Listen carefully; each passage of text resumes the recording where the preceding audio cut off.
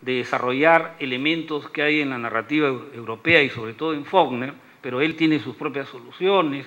Entonces, es un autor que tiene una enorme influencia. Por ejemplo, yo mencioné Los hijos del orden. Voy a poner ejemplos siempre altos, ¿sabes? Porque el tiempo me aprieta, ¿no? ¿Se acuerdan así los perros? Tienen el colegio militar. Tienen los cadetes dentro del colegio y los barrios en la ciudad de donde provienen. Y te hace todo un retrato y toda una metáfora de la violencia y el poder en el Perú y la corrupción, etc. ¿Qué hace Luis Urteaga Cabrera? La correccional de Maranga, que hace que los cadetes de Leoncio Prado parezcan monjas, ¿no?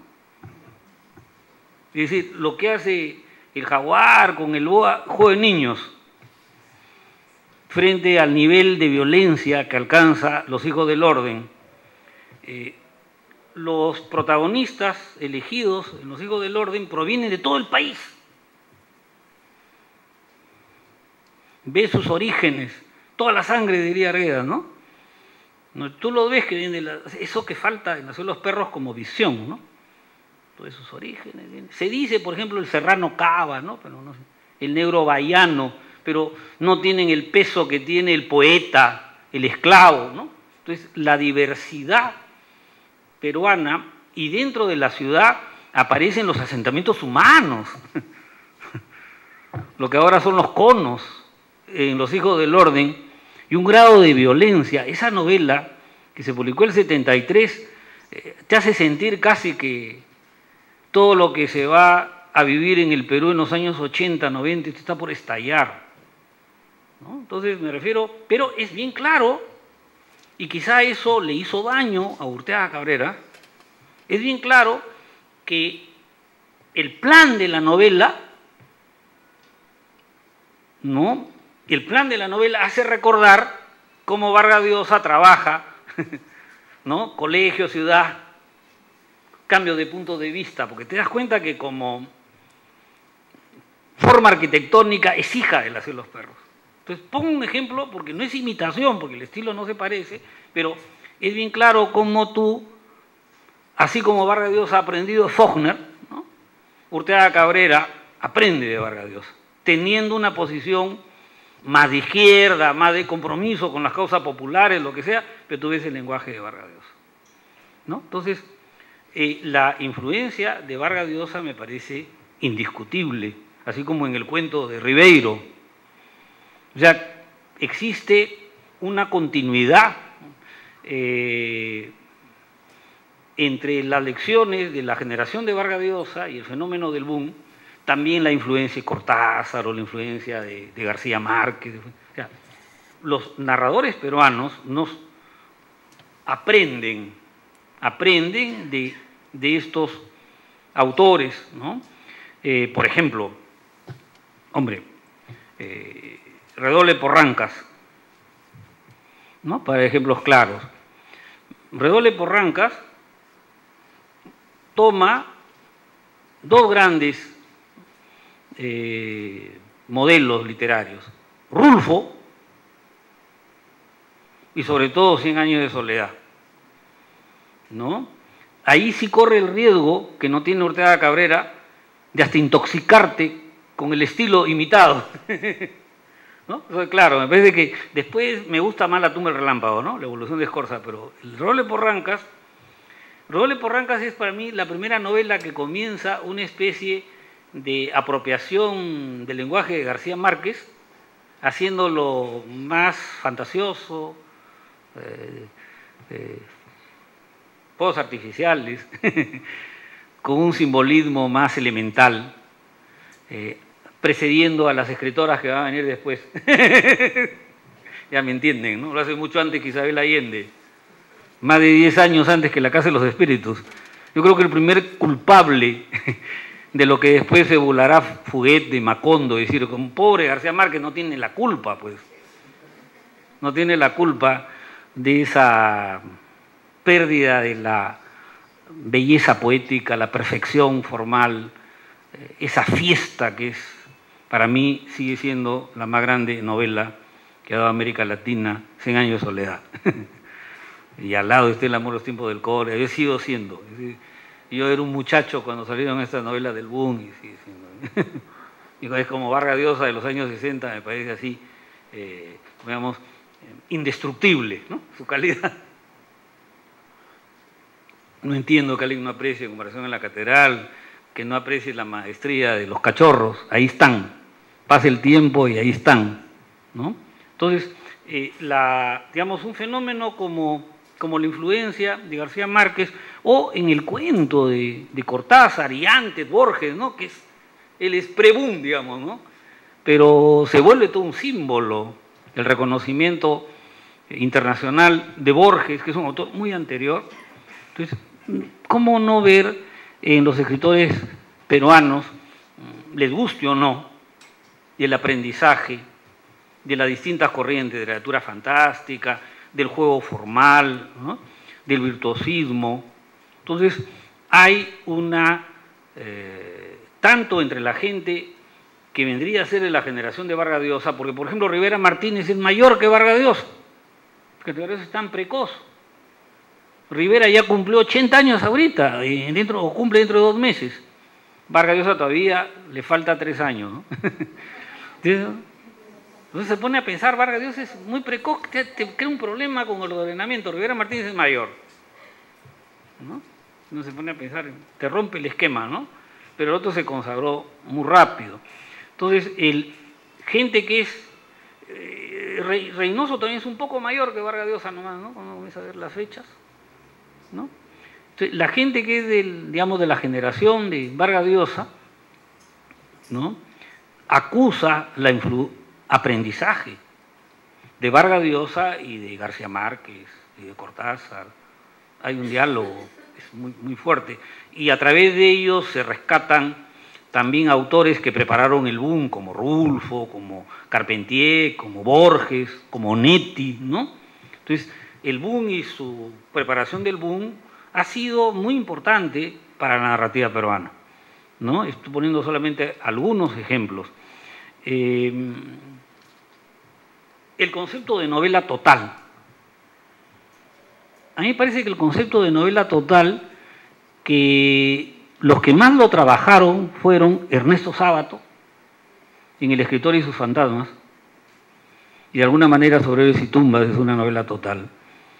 Hay algunas reflexiones también de Cortázar, y Rayuela es una novela total, pero sobre todo Fuentes, y más que Fuentes, Vargas Llosa. Porque era todo un ideal, crear la novela tan compleja que compita con todos los niveles de la experiencia humana, que dé la sensación de un universo pleno, cerrado, que Vargas Llosa en su tesis de doctor vio en 100 años de soledad, la novela total por excelencia que ha producido América Latina. Entonces, todo ese concepto de novela total, novela compleja, mundo, una novela que tenga varios niveles de experiencia, pero también distintas voces, puntos de vista, narradores, que mezcle los planos. A veces uno no se da cuenta, por ejemplo, que en una novela como La Casa Verde, él intenta introducir el elemento mítico.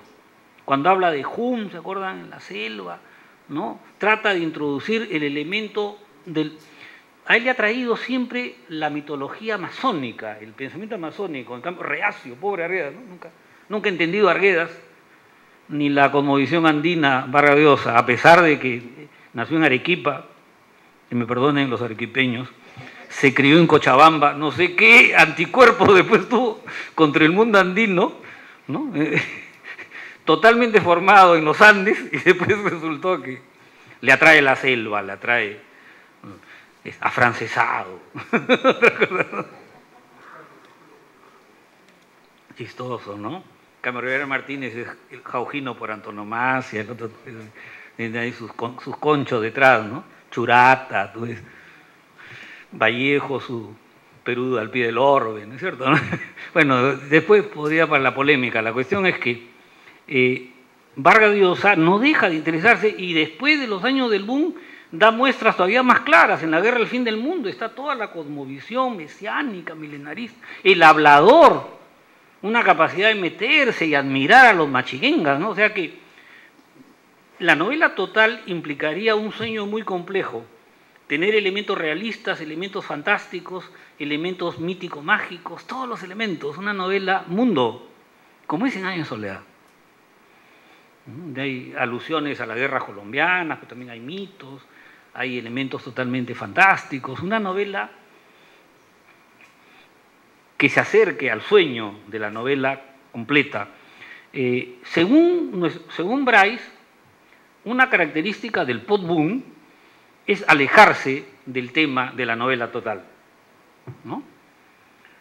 O sea, ya no querer hacer esos monumentos, esos grandes edificios, ¿no? Él dice, la gente que aparece a fines de los 60-70 opta por una narración más subjetiva, más centrada en el mundo interior de un protagonista, no pretende ser tan totalizante, alardear de tantos recursos como puede ser Paradiso de Lezama Lima o Tres Tristes Tigres de Gabriel Infante, esos monumentos, ¿no? Entonces, no, comparativamente se opta por algo menos complejo en niveles, en realidad, según Bryce, y eso lo repite Giardinelli, esa es una diferencia entre el post-boom y el boom, que ya no pretenderían hacer grandes novelas todas. Yo no sé si esto es cierto. De una manera sutil, la familia de Julius, con sus empleados, es un microcosmo del país. Tiene mucho de novela total Un mundo para Julius, ¿eh? No estoy tan convencido, no estoy tan convencido de esto. Pero no solo eso. País de Jauja es una novela total. La violencia del tiempo ni siquiera es una novela total. Miguel Gutiérrez llega a decir que es una suma novelística. Le parece poco novela total. O sea, ¿por qué? Porque él ha tratado de incluir todos los tipos de novelas que pueden existir en su novela, ¿no? E incluso novela total quedaría chico porque, bueno, cuando yo pienso en eso, yo pienso en el Quijote, ¿no? ¿Se acuerdan? Cervantes recreó todas las formas de novela anteriores al Quijote. Para mí, después de Cervantes, el que lo ha logrado es Joyce. Toda la historia de la literatura está recreada en el Ulises. Todos los estilos, capítulo por capítulo, ¿no? Eso es una suma, una suma novelística, ¿no? Bueno, entonces, si uno se pone a pensar, a la hora de la verdad, no han dejado de haber novelas totales en el supuesto post-boom. En el supuesto post-boom, me refiero, es cierto que cada vez más, si dicen que la gente no tiene tiempo y que ahora es la hora de la novela corta, ¿no? Le meten ese truco a uno, ¿no? Oye, yo no sé si es cierto. ¿Cuánta gente ha leído Harry Potter? Yo he leído, me encanta. Te la estás perdiendo. Y tiene 7 novelas, como En busca del tiempo perdido, compadre. ¿No? Yo he leído Harry Potter. 7, ¿no? Me refiero. ¿Cuántos millones de lectores? O sea, a la gente le encanta El Señor de los Anillos, ¿no? O sea, no sé de dónde quieren inventar que los chicos ahora solo leen, van a leer El túnel y ya no van a leer Sobrevivientes y tumbas.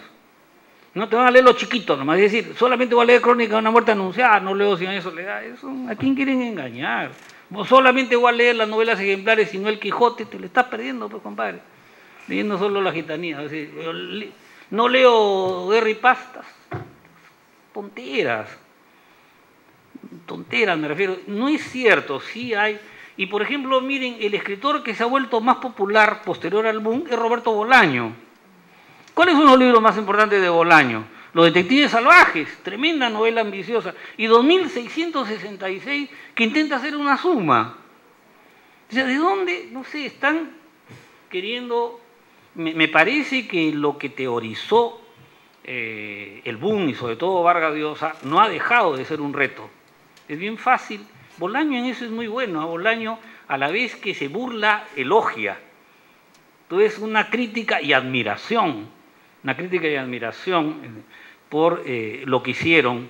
Algunos no le gustan nada, pero sí admira mucho a Borges, admira mucho el universo de Lezama Lima, ¿no? Entonces, tiene sus admiraciones. Entonces, me parece que no se puede generalizar la idea